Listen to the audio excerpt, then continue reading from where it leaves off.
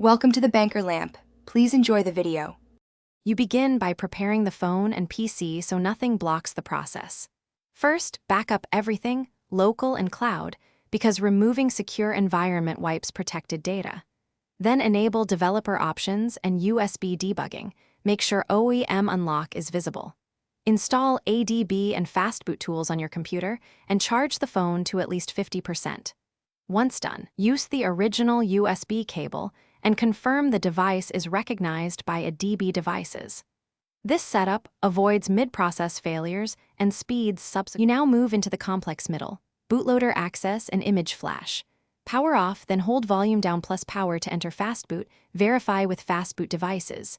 If bootloader is locked, run fastboot OEM unlock, be aware this factory resets the phone.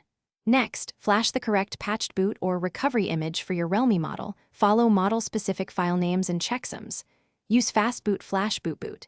IMG, then fastboot flash recovery.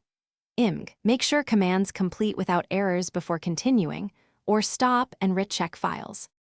You finish by removing secure environment modules and confirming success.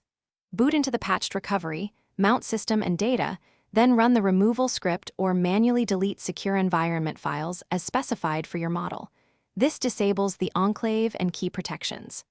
After that, wipe cache and Dalvik, then reboot to system and verify the secure environment is gone.